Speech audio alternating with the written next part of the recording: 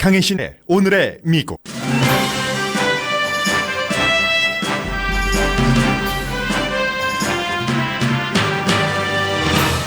러시아가 미국이 절대로 요격할 수 없는 무적의 새로운 핵무기를 만들었다고 밝혔습니다. 보이지도 따라잡히지도 요격도 안 되는 미사일이라고 블라디미르 푸틴 러시아 대통령이 큰소리칩니다. 미국에서는 푸틴의 말을 완전히 믿지는 않는 분위기입니다. 그러나 핵무기 전쟁은 이미 시작된 것으로 보입니다. 시진핑 중국 주석이 헌법까지 바꿔가면서 장기 집권을 하려는 시도는 미국 탓도 크다는 자조의 소리가 들립니다. 백악관은 오늘 수입 철강과 알루미늄 관세에 대해 발표할 예정입니다. 이 또한 백악관에서 뜨거운 논쟁이 이어진 결과입니다. 트럼프 대통령 사위가 백악관에서 융자기관 CEO들을 만난 뒤 사위 집안이 두 군데 기관에서 약 5억 달러를 융자받았습니다. 연방조사 대상입니다. 대통령이 러시아 스캔들에 대해 제대로 일하지 않는다면서 법무장관을 또 비난하자 이번엔 법무장관이 말과 행동으로 대통령에게 직접 반박했습니다. 트럼프 대통령이 가장 믿고 가장 좋아하는 참모인 백악관 공보국장 호프 힉스가 사임하는 뉴스는 대통령에게는 정말로 중요한 이슈입니다. 양당 의원과 대통령이 함께 자리한 총기 규제 논의에서 트럼프 대통령이 민주당 편을 들었습니다. 공화당은 대통령이 마음을 바꾸기를 기대하고 민주당은 언제 마음이 바뀔지 모른다고 각오합니다. 2012년 샌디욱 초등학교 총격 사건 이후 360개의 총기 법안이 상정됐지만 단 한 건이 통과됐습니다. 네, 그리고 그 한 건도 총기 규제를 하는 내용이 아니었습니다. 안녕하십니까? 오늘의 미국 강혜신입니다. 네, 오늘 아침에는 이제 세계적인 큰 그림을 미국 중심에서 볼 수 있는 것을 브리핑 정도 하면서 오늘의 미국을 시작하겠습니다. 로스앤젤레스 시간으로 이제 오늘 아침 새벽경이 되겠는데요. 러시아와 시차가 있기 때문에 블라디미르 푸틴 러시아 대통령이 이제 선거를 치르려면은 17일밖에 남지 않았습니다. 3월 18일이니까. 그리고 보니까 어제가 한국에서는 그 3.1절이었고 좀 남다른 그 3.1절 기념사 같은 것이 남다른 게 아니라 과거와 달랐던 것이 있다고 하고 독도도 언급되고요. 그리고 미국 로스앤젤레스는 오늘이 3.1절입니다. 블라디미르 푸틴 러시아 대통령은 이제 17일 남은 그 선거가 그런 시점에서 물론 뭐 그와 대적할 사람도 없긴 하지만 그래서 다른 후보들이 텔레비전 토론을 할 때 아예 거기엔 나가지도 않고 뭐 격이 맞지 않는다는 것이죠. 본인은 그때 이제 국정연설을 해버렸습니다. 2시간 정도 국정연설이면은 꽤 긴 편이죠. 올해 그 트럼프 대통령도 무척 길다 했어도 1시간 조금 넘었던가요? 보통 이제 국정연설을 40분 정도 지금까지는 해왔었는데 40분 정도도 조금 그 재밌는 것도 아니고 해서 좀 지겹긴 합니다. 그런데 이 더군다나 독재자일수록 연설을 좀 길게 하는 경향은 있어요. 미국을 빼고 다른 나라에서 2시간 넘게 한 이 그 국정연설에서 블라디미르 푸틴 러시아 대통령이 비디오까지 보여주면서 한 말이 미국을 우리가 그 경쟁에서 이미 이겨버렸다는 겁니다. 그리고 이제 새로운 핵무기를 러시아에서 다 만들었다고 자랑 내지는 어느 정도 언론에 따라서 허풍이라고 표현하기도 하고요. 뽐낸다라는 단어를 쓰기도 합니다. 결국은 무적의 핵무기를 신형 미사일을 테스트를 했다고 만들기만 한 것이 아니라 미국의 요격 시스템 무용지물이 될 만한 그런 그 핵무기를 테스트를 했다는 건데 왜냐하면 미국이 또 이제 그 러시아를 견제하기 위해서 저쪽 그 동구권 쪽에 그 요격 시스템을 배치하고 한국에 이제 그 조금 들어가 있고 일부 하는 것이 중국 같은 데서 막 반발하는 것처럼 러시아도 반발을 많이 했었죠. 그래서 그런 것들이 다 뭐 소용없는 물건이 된다는 겁니다. 15년 동안 미국이 그 러시아를 그 잡아 내려치는데 실패를 했는데 이제야말로 확실하게 러시아가 이기게 됐다. 이 부분에서 저고도 또 이제 보이지도 잘 않고 잡히지도 잘 않는, 그리고 이제 거리 제한도 없고요. 또 이제 요격을 하려고 보려고 하면은 도대체 이 미사일이 방향이 어떻게 되는 건지 예측할 수 없고, 그리고 겨냥을 한다 하더라도 요격을 절대로 당하지 않을 그런 그 미사일 테스트를 했다는 겁니다. 이제 유럽과 아시아에서 지금 미국이 배치하고 있는 미사일 방어 시스템 아무 힘을 우리가 지금 새로 테스트한 거기에 대해서는 발휘할 수가 없다는 얘기를 하고 있습니다. 그리고 이제 그 러시아의 입장에서 얘기를 하니까요. 블라디미르 푸틴 러시아 대통령은 미국이 오히려 그 이제 탄도 미사일 조약 같은 것을 탈퇴하려고 했고, 미사일 개발을 하면서 오바마 행정부에서 미사일 방어 시스템을 실제로 많이 그 배치를 했고, 그래서 우리도 그 조용히 개발을 해서 테스트를 했다는 겁니다. 좀 전에 말씀드린 그런 그 미사일뿐만이 아니라 잠수함에서 발사되는 핵탄두를 실은 장거리 미사일도 지금 테스트를 다 끝냈다는 건데, 가만 들어보면 이 두 가지가 적어도 트럼프 대통령이 얼마 전에 새로운 그 핵 계획에서 미국이 하겠다 하고 발표한 것과 일치되는 거죠. 그리고 실제로 트럼프 대통령이 이제 러시아가 그 가지고 있는 핵탄두를 뭐 더 작게 한다던가 이런 것들 저고도로 할 수 있도록 한다던가 실제로 그런 언급을 많이 했는데, 이제 우리는 게임 끝났다, 손 털었다 하는 얘기를 오늘 연설에서 해왔습니다. 미국을 이 조약을 지키면서도 물리쳐왔고, 오늘의 이제 이 같은 그 일까지 이르렀다라고 얘기를 했습니다. 그 밖에도 이제 국정연설이기 때문에 푸틴이 뭐 빈곤을 없애겠다, 뭐 디지털 성장을 하겠다 이런 얘기를 많이 했고, 그리고 앞으로의 그 임기, 새로운 임기에 무엇을 할 것인가 하는 얘기를 굉장히 많이 했는데요. 요즘에 이제 중국이나 러시아가 미국에 대적을 할 수 있는 상대니까 중국도 그렇고 러시아도 그렇고 디지털 성장을 상당히 강조를 하잖아요. 이것이 그 러시아는 이미 그 성장한 기술을 바탕으로 해서 미국의 그 대선에 개입을 해서 미국을 어떤 것을 그 망을 뚫었고, 그것이 트럼프 대통령을 당선시키는데 플러스가 됐다는 얘기는 아닙니다. 아무런 영향을 미치지 않았을 가능성이 오히려 훨씬 큽니다. 어느 정도 그 정보를 빼나간 것은 있지만, 트럼프 대통령이 된 것은 힐러리 클린턴이 트럼프 대통령에게 졌기 때문에 대통령이 된 것이지, 러시아가 트럼프 대통령을 도와서 대통령이 된 것은 아닙니다. 그러나 이제 지금 정보 당국에서 조사를 하고 있는 것은, 또 전임 행정부에서 러시아가 했다라고 하는 것은, 미국의 주권이 공산주의 국가였던 러시아에 의해서 이 정도로, 뭐 서로 다 하는 일이긴 하지만 이 정도로까지 침투당했다. 더 이상 침투당할 수 없다. 가만히 있으면 더 침투할 것이다. 여기에 포커스가 있는 것이고요. 그래서 독재자들이 디지털 성장을 굉장히 강조를 합니다. 시진핑 같은 경우도 인공지능, 뭐 디지털 성장을 강조를 하고, 실제로 지금 중국에서는 정부가 원하는 형태대로 물건을 사고 뭐 이런 것들, 또 본인이 소셜미디어에서 정부에 대해서 얘기하는 것도 다 그런 디지털에 의해서 감시가 돼서 그에 따라서 크레딧 점수를 매기고, 이 사람이 용자를 받을 때 정부에 대해서 좋은 말 한 사람은 용자가 되고 아니면 안 되고 이런다는 거. 이게 지금 러시아와 중국이 갖고 있는 가장 큰 특징. 독재자들이 독재의 그 권력을 강화하기 위해서 디지털화하고 또 막을 건 막고 한다는 이런 내용으로 오늘 이제 그 발표를 했습니다. 그러자 미국에서는 뭐 러시아가 그렇게까지 했겠어? 상당히 의심스럽다 하는 얘기가 나오기 시작했고요.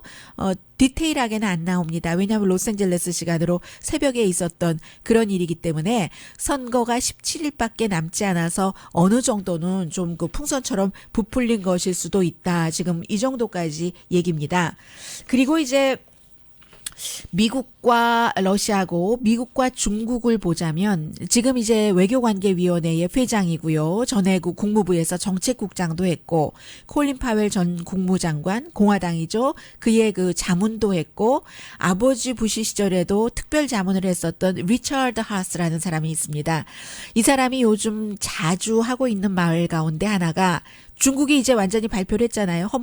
헌법까지 수정을 해서 시진핑이 말하자면 이번 끝나고 5년 끝나고도 또 할 수 있다가 아니라 원하면 언제까지라도 할 수 있는 정도의 지금 방문을 확 열어놨죠. 주석을 할 수 있도록 이미 이제 본인의 사람 다 심어놓고 국민들 다 감시하고 해외에는 돈으로 어느 부분은 매수하기도 하고 하면서 힘을 바깥으로도 키워가고 있는데 이 정도까지 헌법 수정까지 하면서 장기 집권을 하려고 하는 이런 정도의 시진핑이 운신의 폭을 넓힐 수 있었던 이유 가운데 하나는 미국 때문이다. 미국이 이제 최근 들어서 지난 1년 사이에는 전혀 그 시진핑 주석에 대해서 견제도 하지 않았었고 실제로 시진핑이 헌법까지 수정을 해서 장기 집권의 틀을 확고하게 그것도 정말로 빨리 어떤 사람은 뻔뻔스럽다고 표현까지 하는데 그렇게 하는 것에 대해서도 백악관에서도 뭐 중국의 일인데 중국이 알아서 하셔야죠. 뭐 이 정도의 성명을 내놨으니까요.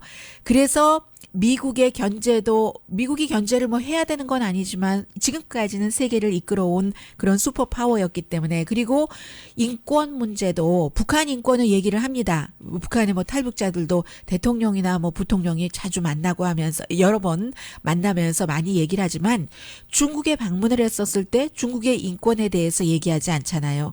그러니까 뭐 가장 강대국인 미국이 아무 말도 안 하니까 뭐 이렇게 해도 되는가 보다 하고 이제 시진핑이 막 본인이 휘두를 수 있는 것을 휘두른다는 그 얘기예요. 러시아의 인권에 대해서도 얘기하지 않고 러시아에서 푸틴에 반대하는 사람이 숨지거나 아니면 그 소수를 억압하거나 전혀 얘기하지 않고 중국 인권도 얘기하지 않고 그 사이에 지금 또 그 리차드 하스 씨가 지적을 한 것이 미국의 이 같은 그 민주주의를 담고 싶어하는 나라들이 줄어든다는 겁니다. 미국만 잘 살면 됐지. 아메리카 퍼스트라고 얘기를 하면서 미국 내부에서도 공화당과 민주당이 서로의 입장에서 차이를 좁히려는 뜻은 없이 예를 들어 민주당은 공화당을 계속 공격하죠. 이렇게 인종차별주의다. 특히 이제 지금 AP통신과 노크폴 여론조사가 공동으로 발표한 것을 보면은 트럼프 대통령이 인종차별주의자다라고 발표하는 사람이 57%입니다. 그것도 이제 민주당 가운데서는 훨씬 많고요. 공화당은 조금 적고 뭐 민주당은 뭐 거의 90%가 트럼프 대통령 인종 차별주의자라고 생각을 하고 공화당도 한 21% 그렇게 생각을 한답니다. 이런 민주당은 공화당 트럼프 대통령을 이렇게 비난하고 이민자에 대해서 어떻게 적대적일 수가 있는가. 다 이민자의 후손이면서 또 토사구팽하면서 총기 문제도 그렇다. 공화당 니네들 안 돼. 이렇게 얘기를 하고 공화당에서는 민주당을 향해서 이게 참 미국 우선주의가 너무 당연한 거지. 세금 감면해줘서 얼마나 좋아. 앞으로 기업이 돈 많이 절약을 하니까 일자리 늘릴 것 아니야? 그리고 특별검사가 너무 러시아에 집중을 하고 있어. 아무것도 없는데 왜 트럼프 대통령을 괴롭혀? 이렇게 이제 민주당과 공화당이 싸우기만 하면서 그런 민주적인 절차의 시스템을 배우고 싶어 하는 나라들이 별로 없고 그 사이에 이제 중국과 러시아가 힘을 그냥 확확 받고 있다는 겁니다. 대통령은 판사에서부터 기자에게까지 모두를 공격을 하고 그리고 지난번에 저 사람 멕시칸이니까 나한테 트럼프 대학교 사기라고 판결을 했어. 그런 사람 멕시칸이긴 하지만 부모님이 멕시코에서 오셨고 인디아나주에선가 태어났잖아요. 샌디에고 판사. 그 판사가 이번에는 벽 짓는 거에 대해서는 환경 검사하는 거 예외로 할 수 있도록 또 판결을 해줬어요. 가만 보면 이제 판사들도 자기네들 명예가 있고 자존심이 있기 때문에 룰에 따라서 대체적으로 하겠죠. 그 판결을. 그래서 대통령이 이제 처음에 연방 판사, 항소법원 판사, 대법원 판사를 지명할 때 이 사람 성향이 무엇이냐 하고 검토를 하는 것이죠. 어쨌든 대통령이 뿐만 아니라 자신이 임명한 장관까지도 수시로 공격하는데 뭐 장관도 가장 대표적으로는 이제 법무장관과 국무장관이 되겠는데 그런 사이에 어떻게 미국이 존경을 받을 수 있겠는가. 중국과 러시아뿐만이 아니라 뭐 폴란드라든가 헝가리, 터키, 이집트, 필리핀 이런 나라들이 모두 그런 나라에서 미국 분위기를 보면서 지도자를 선출할 때도 뭐 좀 막무가내 스타일의 그런 사람들을 선출을 하잖아요. 이게 다 미국 탓이 크다 하는 게 그 리처드 하스 씨의 지적입니다. 그 사이에 대통령 너무 외롭죠. 워낙에 그 워싱턴에서 가장 외로운 남자 대통령이죠. 그리고 뭐 누구에게 함부로 말도 할 수 없어서 강아지를 키운다고 이런 얘기도 하긴 트럼프 대통령 이전까지예요. 트럼프 대통령은 친구들에게 전화 많이 하고 있으니까는요. 그런데 이제 어제 이 호프 힉스라는 백악관 공보국장이 사임한다고 발표한 것은 대통령에게 너무너무 큰 뉴스입니다. 정치 경험 하나도 없지만 공보국장이 되긴 됐어요. 29살. 그런데 기자들하고는 관계가 아주 좋았던 것 같아요. 지금 호프 힉스 다음에 말씀드리죠. 호프 힉스와 대통령의 사위인의 가족이 사위가 백악관에서 돈을 융자해주는 대표들을 만난 뒤에 융자금을 받은 것. 그리고 뭐 여러 가지 내용들이 있습니다.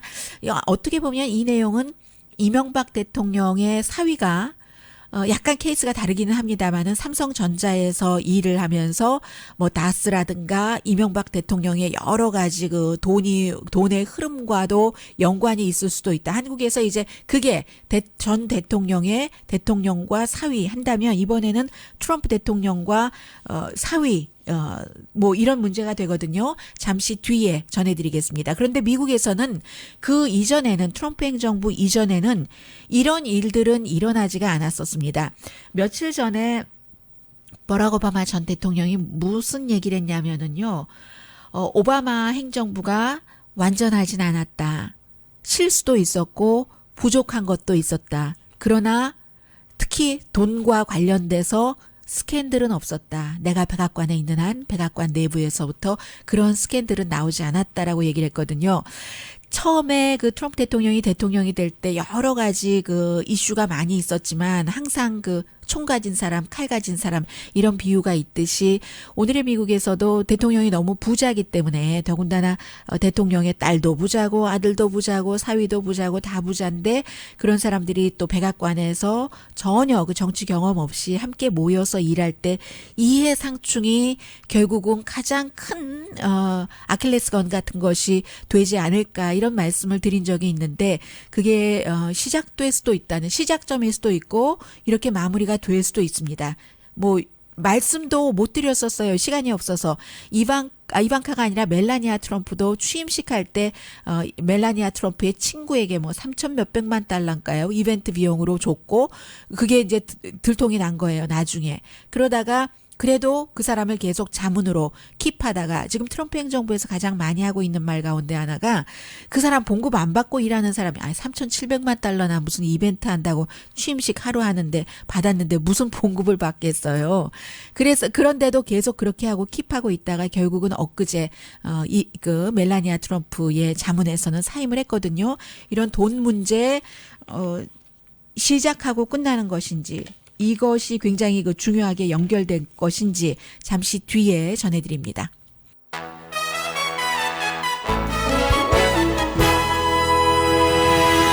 라디오 서울 방송 오늘의 미국 듣고 계십니다. 잠시 전에 말씀드렸었던 또 숫자를 틀렸네요. 멜라니아 트럼프 여사의 친구 스테파니 이름이 뭐였던가요? 스테파니 누구가 취임식 관련해서 스테파니 윈튼 워크 포 코프 씨가 3,700만 달러가 아니라 2,600만 달러를 받았네요. 취임식과 관련해서 뭐 이벤트 한다 등등 비용으로요. 그랬다가 돈 안 받는 그 퍼스트 레이디 어드바이저를 해왔었는데 그런데 문제가 되자 결국은 이틀 전에 사임을 했습니다. 멜라니아 트럼프 여사도 지금 그 어머니 아버지 거의 이제 시민권 소속이 끝났다고 하잖아요. 본인은 2001년도에 영주권 받고 2006년도인가 시민권을 받았는데요. 영주권 받을 때 지금 그 EB1 비자로 확인이 됐네요.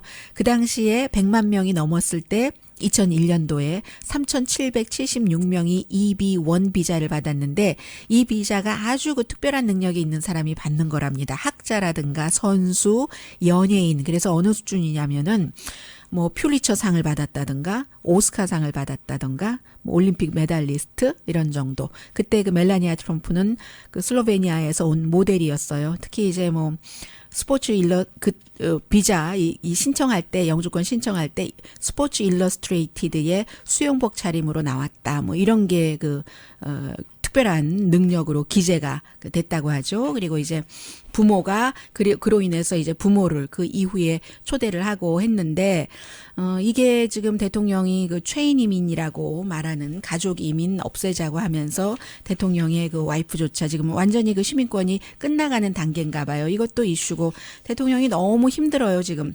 더군다나 특히 그 호프 힉스라는 29살의 이 공보국장이 영어로 하면은 그 커뮤니케이션 디렉터이기 때문에 커뮤니케이션을 해야지 되는 사람인데 이 백악관 밖에서는 전혀 커뮤니케이션을 하지 않아서 사진은 굉장히 많이 요즘에 보실 겁니다. 스타일이 좋거든요. 너무 좋아요, 스타일이. 뭐 모델이기도 했고요. 라이프 로렌의 모델이고 아직 젊고 긴 머리에 이번에 그 며칠 전에 하원 청문회에 나갈 때도 그 워싱턴이 아주 춥잖아요. 밤에 뭐 코트 스타일에 거의 그 뭐 무릎 훨씬 위까지 올라오는 그런 옷을 입고 그 색깔 위에만 보면은 완전히 그 감청색 그 아주 트래디셔널 그런 옷인데 스타일 좋은 여성입니다. 그러니까 사진이 더 잘 나올 수밖에 없어요. 그리고 음성을 주지 않으니까 공보국장인데 한 번도 TV 인터뷰도 안 해, 뭐 웹사이트 인터뷰도 안 해, 라디오 인터뷰도 안 해. GQ로 기억이 되는데 그때 이제 그 프로파일을 써야 되잖아요. 백악관에 있는 사람들. 그때도 인터뷰를 하지 않아서 대통령이 대신했대요. 이 호프 힉스의 인터뷰를 대통령이 뭐 대신 뭐 정식으로 해준 것은 아니겠지만 대통령이 호프 힉스 너무 탤런트가 많고 뭐 일 잘하고 이런 얘기하면서 그때 호프 힉스는 옆에 있는 그 빨간색 코치에 이렇게 앉아 있었다 하는 그 정도로 대중 앞에 나서지 않기 때문에 사진이 더 많이 나왔을 수도 있고 이제 이 여성이 사임을 한다는 얘기예요. 언제 사임할지는 모르지만 사임 시기를 발표를 한 게 백악관이나 이제 평소에 지금 뭐 캠페인 때부터 일을 했으니까 2년 반 정도, 3년 정도 알고 지내던 사람은 이게 도저히 이 호프 힉스와 워싱턴은 안 맞는다. 뭐 모델하고 뉴욕에서 왔다 갔다 할 때는 아무도 안 알아보고 뭐 자유로웠는데 워싱턴에는 파파라치가 쫓아다니고 스타일이 워낙 좋으니까 더 하죠. 그래서 이제 그래서 떠나려고 진즉부터 생각을 했다 하는데 그 발표한 시점이 하원에서 러시아 스캔들에 관해서 증언을 하면서 러시아 스캔들에 관해서 나는 거짓말을 한 적이 한 번도 없다. 그러나 대통령에 관해서 백악관에서 화이트 라이라고 하잖아요. 하얀 거짓말을 했었어야지 되는 적은 많다. 제일 처음에 그 뭐 이 취임식장에 모인 관중이 오바마 때보다 훨씬 많았다. 그거부터 시작이 됐다고 하죠. 그래서 이제 그런 얘기가 있은 뒤에 CNN 방송은 대통령이 호프 힉스에게 엄청 화가 났다. 지금까지 한 번도 막 늘 칭찬만 하던 호프 힉스에게 너무 화가 났다고 팍스는 대통령 화내지 않았다. 그리고 팍스는 이 내용 자체를 거의 다루지 않습니다. 그런데 굉장히 그 빅 이슈인 게 누구도 대통령 마음에 드는 사람이 없는데 이 호프 힉스와 지난번에 그 물러났던 대통령의 수십 년 동안 그 바디가드를 했었던 사람 있죠. 그 케이스 쉴러라는 사람. 그 사람과 호프 힉스 그리고 자레드 쿠시너 사위 딸 정도만 대통령이 편안하게 생각할 정도고 나머지 사람들은 심지어는 트럼프 대통령에게 투표하지 않은 사람들도 있는 거예요. 백악관에. 그런데 지금 자레드 쿠시너도 말씀드리겠지만 물러나라는 압력 나오죠. 이방카도 마찬가지 압박을 받고 있죠. 백악관에서 나가야지 된다는. 그때에 이제 호프 힉스가 그만둔다고 하니까 호프 힉스는 뭐 원래 오래전에 예정을 했었다라고 하지만 정치 경험이 전혀 없었던 사람이기도 하고요. 그런데 대통령이 정말로 막 화나고 이랬을 때 그리고 뭐 듣기 싫은 얘기를 대통령에게 해야지 될 때 누구라도 다 호프 힉스에게 네가 좀 해봐 하면 대통령한테 가서 하면은 대통령이 하나도 화를 안 내는 거예요. 그러니까 이제 그런 그 역할로 굉장히 그 뭐 잘 그 백악관 내부에서 좀 그 인정을 받았었던 것 같습니다. 그리고 이 호프익스가 백악관 그 캠페인 할 때부터 같이 일하면서 대통령이 딱 찍었잖아요. 너 여기서 일해 하고. 원래는 이방카 그 회사의 그 모델 같은 것도 하고 일하다가 집이 부자예요. 호프익스네 집이 부자라서 아버지 할아버지도 전부 그 어떤 그 퍼블릭 릴레이션 관계 회사를 하고 있었고 본인은 텍사스에 있는 그 서든 메소디스트 유니버시티인가를 졸업을 했거든요. 영어 공부했는데 학교 다닐 때 뭐 그렇게 공부에 뛰어난 그런 학생은 아니었고요. 대통령이 나랑 같이 일하자 해서 무슨 일이요? 뭐 이렇게 트럼프 재단이요? 했더니 아니 대통령 캠페인에서 일하는 거야 하고 그 사이에 호프익스가 2명의 남자와 사귀었는데 그 코리 루안도스키라는 여자 기자 함부로 다뤄서 해고된 그 캠페인 그 책임자 그리고 이번에 그 2명의 그 와이프를 폭행한 것이 드러나서 사임을 한 백악관의 이제 비서관 이 두 사람을 사귀면서 첫 번째 남자 백악관에서 떨려 나갈 때도 호프익스가 그 남자 좀 보호하려고 하다가 대통령이 뭐 그런 놈을 죄송합니다.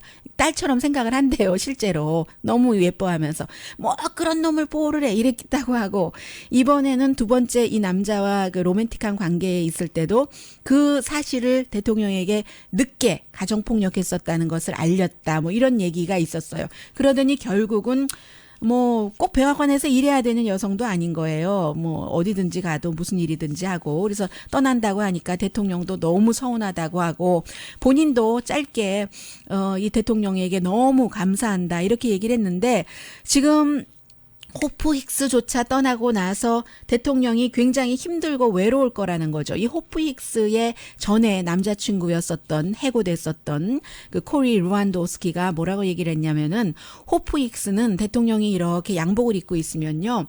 스팀 다리미 있잖아요. 스팀 다리미로 이렇게 양복을 이렇게 다려준대요. 호프익스가. 그리고 위쪽으로만 다려주는 것이 아니라 바지 부분도 이렇게 의자에 앉아서 호프익스가 다 대통령 그 스팀 다리미로 다려준다. 이 정도로 가깝다. 그리고 대통령이 집무실에서 이제 그 자신의 침실로 가야지 되는 시간이 있잖아요. 그때 누군가가 대통령을 이렇게 데려다 줘야지 되는 사람이 있으면 마지막 사람이 항상 호프익스다. 대통령의 마음을 가장 잘 읽고 또 그 마음을 언론 본인은 나서지 않지만 기자들에게 잘 대변해 줬었던 사람이다. 그런데 이제 이 호프익스가 그만두니까 어떤 그 뉴스를 다루는 사람들은 그 러시아 스캔들과 관련해서 그거 하얀 거짓말 백악관에서 일할 때 했었어야지만 됐다고 그 말 때문에 그러는 거 아니야? 여기에 포커스를 두고 또 다른 사람들은 참 대통령이 앞으로 힘들겠구나. 그런 얘기들을 하고 있고요. 그리고 이제 법무장관에 대해서 어제 아니 러시아 스캔들에 대해서 내가 뭘 잘못했어. 오바마하고 힐러리 것을 조사를 하지. 뭐 그 조사하는 것도 특별히 그 법무부의 변호사들이 쟁쟁한 사람이 얼마나 많은데 왜 감사관을 시켜. 뭐 참 이상해 뭐 이러고 어제 새벽부터 위치 헌트 마녀 사냥하고 대문자로 딱 쓰더니 이름까지 대면서 또다시 법무장관을 비난을 했습니다. 만화의 어떤 아주 나이 들고 아주 갈팡질팡하는 캐릭터로 묘사를 하면서요. 그랬더니 세션스 법무장관이 이번엔 대통령에게 말하자면 정말 됐다 대든 거예요. 나는 최선을 다하고 있고 그리고 법에 맞춰서 절차에 맞춰서 일을 해나가고 있다 하더니 저녁에는요. 워싱턴에서 아주 그 비싼 하이엔드 식당에서 사람들 다 보라는 듯이 뭐 칸막이가 있는 곳도 아니에요. 옆에 테이블에도 앉아서 식사를 하던데 그런 식당에서 법무부 장관이 법무부 부장관, 법무부 차관과 같이 밥을 먹는 겁니다. 사진 찍혀라 이거죠. 대통령에게 그렇게 말을 해놓고 대통령이 먼저 비난하자 자기도 대통령 한번 확 받고는 탁 사진 찍히라고 한 거예요. 법무부 1, 2, 3맨. 우리는 합쳐져 있다. 이런 것을 보여주는 거잖아요. 법무부 장관이 만약에 해고된다면 뭐 가장 먼저 부장관이 오는데 부장관도 지금 마음에 들어하지 않고요. 대통령이. 그리고 그다음에 차관이면 차관도 그렇고 이 사진을 봤으면 대통령이 화났을 것 같고요. 그리고 또 하나가 이 제프 세션스 법무장관을 러시아 스캔들에 대해서 그 대통령이 원하는 대로 하지 않는다. 본인은 러시아 대사를 만나고 안 만났다고 거짓 증언했다는 이유로 싹 조사해서 빠져버렸다. 던져버리고 너무 마음에 안 들어. 뭐 에릭 홀더 전 그 오바마의 법무장관 봐봐. 얼마나 충성을 다했어. 왜 충성을 안 하는 거야. 그랬잖아요. 그때가 7월달 지난해 7월달 8월달 이때 대통령이 연방 법무장관을 해고하려고 했는가. 그 부분에 대해서 특별검사가 요 몇 개월 동안 증인들에게 계속 물어봤답니다. 왜냐하면 만약에 그랬다면 이것도 이제 사법방해가 될 수 있기 때문에. 그리고 또 하나는 이제 대통령이 선거 캠페인 할 때부터 이메일에 대해서 말하면서 힐러리 클린턴 이메일 뭐 없어진 거 러시아가 그렇게 실력이 좋다니까 한번 찾아봐. 3만 개 러시아 한번 찾아봐. 이렇게 했었다는 거를 러시아가 찾아서 위키릭스에 줬다는 것을 이미 그 당시에 트럼프 대통령이 알고 있었던 것이 아닌가. 위키릭스와 트럼프 캠프와 어떤 연관이 있는가. 여기까지도 지금 그 특별검사가 조사를 한다고 하고요. 그리고는 이제 러시아는 그 트럼프 대통령은 계속 그 푸틴에게 좋은 말 해주고 러시아에 욕 안 하고 경제 제재 안 하는데 러시아는 미국은 뭐 조약도 어기려고 하고 지네 하는 거 다 하는데 우리가 미국을 이겼어 이런 말을 하고 얼마나 지금 그 대통령이 힘든 위치일까 이 정도는 지금 짐작이 되고요. 그리고 총기 문제에 대해서는 잠시 뒤에 좀 전해드리겠습니다. 쿠슈너 얘기를 안 했어요. 간단하게 전해드릴게요. 쿠슈너는 지금 그 백악관에서 아폴로 글로벌 그 매니지먼트 그 프라이빗 에퀴티 컴퍼니예요. 그리고 시리뱅크에서 각각 1억 8,400만 달러와 3억 2,500만 달러를 융자를 받았습니다. 이게 지난해 11월과 올 봄인 것 같은데요. 그러면 대통령의 자문으로서 일하면서 백악관에서 이 업계의 CEO들을 만난 직후에 이 같은 융자가 쿠슈너의 가족이 하는 대로 융자가 됐다는 겁니다. 그리고 어떤 시카고에 있는 건물을 담보로 융자를 받았다 하면은 거기에 줄 수 있는 것의 한 3배 정도는 받았고요. 물론 쿠슈너의 변호사는 아무런 상관이 없다고 하지만 이런 모든 것들이 지금 이해 관련이 될 수도 있고 이것도 또 러시아 스캔들과 연관이 될 수도 있는 것이고요. 쿠슈너는 쿠슈너 컴퍼니에서 백악관에 들어갈 때 사임은 했습니다. 그러나 아직도 많은 그 돈, 자산을 뭐 7억 6천만 달러 정도를 소유를 쿠슈너 컴퍼니의 그 자산에서 소유를 그 하고 있거든요. 그래서 쿠슈너가 누구를 만나서 무역 정책을 얘기를 하고 또 돈을 이렇게 융자받고 할 때마다 이해상충이라는 말이 생기는 거죠. 근데요. 지금 그 백악관의 그 비서실장이 쿠슈너가 아주 예민한 정보에 접속하는 것은 금지시키고 그랬지만 대통령이 뭐 하라고 하면 하는 것이고 또 하나는 이미 트럼프 대통령이 2020년 재선 그 캠페인을 시작을 했기 때문에 여차하면 백악관에서 물러나야지 될 이것보다 이제 더 심각한 상황들이 나오면은 그러면 이제 자레드 쿠슈너를 2020년 캠페인 본부로 집어넣을 것이다. 이렇게 생각하는 사람들 상당히 많고요. 잠시 뒤에 이 철강 문제 한국과도 연관이 깊죠. 전해드립니다.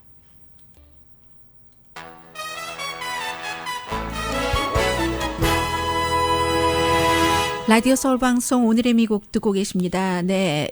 에퀴팍스 그 크레딧 정보 회사가 지난해에 굉장히 많은 그 개인 정보를 도용당했다고 발표를 했었잖아요. 100만 1000만 원. 1억 4,790만 명. 그런데 240만 명이 추가로 더 나왔다고 하네요. 연방통신위원회가 9월 달부터 쭉 조사를 했더니 그렇게 됐다는 것이고요. 그리고 이 내용도 미국 언론에서 보도를 하는데요. 한국이 이제 국회에서 다음 주 수요일 정도에 전체 회의 투표를 하나요? 소위원회에서 통과가 됐다고 하는데 뭐 법정 그 노동 시간을 68시간에서 52시간으로 줄이는 것.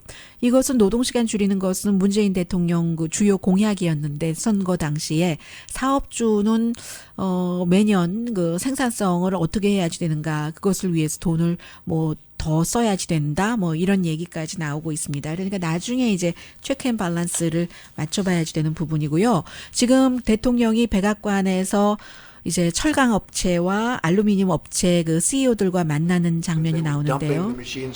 덤핑 머신 얘기 나오죠. And we had lost our manufacturing abilities for washing machines. Now we have plants being built. Put a 30% tariff on.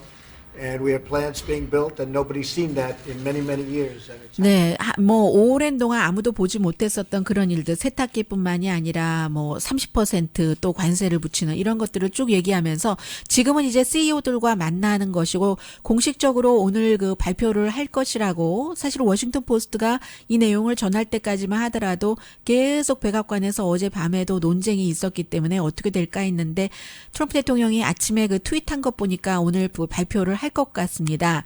뭐 세계 많은 나라들과 미국이 그동안 너무 그 나쁜 그 무역 정책, 우리 철강, 알루미늄 업계가 수십 년 동안 불공정하고 불공평한 처우를 받아왔다. 이대로는 안 된다. 회사 근로자가 더 이상 이용당해서는 안 된다. 자유, 공정한 스마트 무역을 원한다는 게 트럼프 대통령의 얘기고요. 여기에 대해서 지난번에 말씀드린 것처럼 여전히 현 이 시점까지도 그 윌버 로스라는 아주 그 철강으로 한국에서 돈 많이 벌어간 사람입니다. 이 사람 상무장관과 그 피터 나베로 그 UC 얼바인 교수였었죠. 이 사람은 관세 붙여야지 된다 하고 백악관의 또 다른 경제 그 자문인 게리 콘이라든가 국무장관, 국방장관은 이건 아니다. 오히려 뭐 수입하는데 관세 붙이면 그것이 비싸져서 우리가 여기서 다른 큰 물건을 팔아서 수출할 물건에 비용이 많이 들어가서 그게 비싸면 다른 나라 거를 사고 그리고 이제 국방장관, 국무장관은 이게 동맹국과의 관계도 있는 것이지 이 무역이 딱 경제는 경제로 국방은 국방으로만 보는 것이 아니다. 동맹국 사이에서는 이런 얘기들도 많이 그 하고 있고요. 그런데도 어쨌든 대통령이 하는가 봅니다. 해서 철강 수입에 대해서는 25%, 24%를 어감 좋다고 25%로 한다고 하고요. 알루미늄에 대해서는 10%. 원래 알루미늄은 4월 11일까지 또 철강은 4월 19일까지 결정하면 되는 것인데 오늘 아마 발표를 하는 거 봅니다. 그런데 발표를 하고 나서도 그 집행을 하기 위해서는 구체적인 그 세부에 대한 발표가 있어야지 되고 법적인 문제, 기술적인 것 때문에 좀 시간이 걸릴 것으로 예상이 되고 그리고 무엇보다도 중국에서 당연히 그 보복을 하겠죠. 중국에서 보복을 할 때 미국이 어떻게 되는가. 어제 보니까 뭐 또 재무장관이 TPP도 미국이 주도를 했다가 그 탈퇴를 한다고 선언을 하고 그리고는 이제 다시 또 들어갈 수 있다는 입장을 밝혔잖아요. 미국이 없어도 그럼 우리끼리 가자 하고 뭐 일본이라든가 캐나다가 앞장서서 하니까 다시 우리 뭐 조건 좋으면 갈 수도 있어 한다고 하니까 트럼프 행정부에서는 무엇이 만들어져도 이것이 끝인가? 앞으로도 변화의 가능성이 있는가? 그런 것들 때문에요. 참 그 예측하기도 힘들고 그러나 이제 한 가지 분명한 것은 스윙 스테이트에서는 트럼프 대통령의 이 같은 무역안을 지지를 한답니다. 그래서 뭐 플로리다라든가 위스콘신, 오하이오, 펜실베니아 제조업 같은 것이 있는 뭐 펜실베니아, 오하이오, 뭐 위스콘신 그렇게 되는데 그리고 미국 철강과 자동차 업계에 좋다면 뭐 좀 자동차 뭐 돈 좀 더 내고 사지 뭐 이런 생각을 하는 사람들이 많다고 하고요. 그런데 업계에서는 이게 꼭 미국에만 좋지 않습니다 하는 사람들도 있습니다. 잠시 뒤에 뵙겠습니다.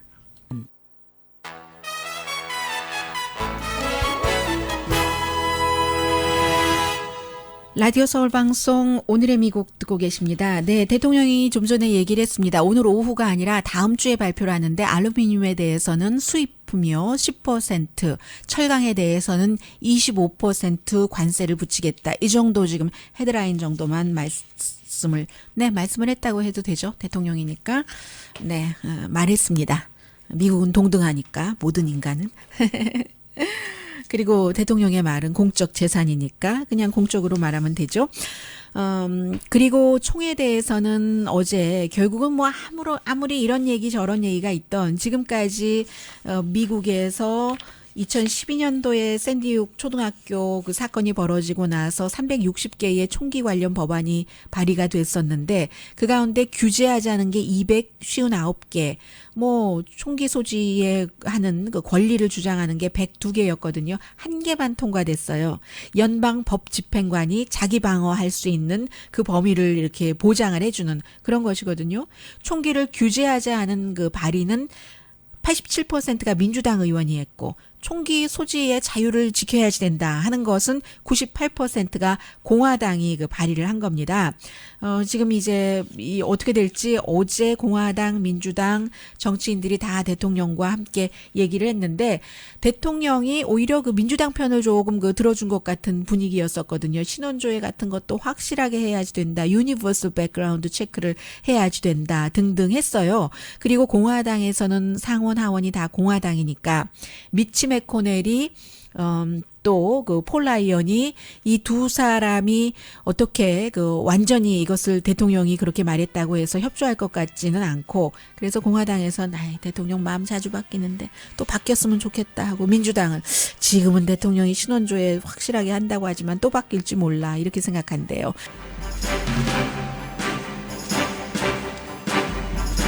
네, 조금 시간이 남아서요. 올림픽위원회 CEO 사임합니다. 스캇 그 블랙맨 암을 앓고 있기 때문에 그렇다라고 얘기했는데 사실은 그 레리 라서 그 체조 그 주치의 등의 이런 그 미투 무브먼트 등과 관련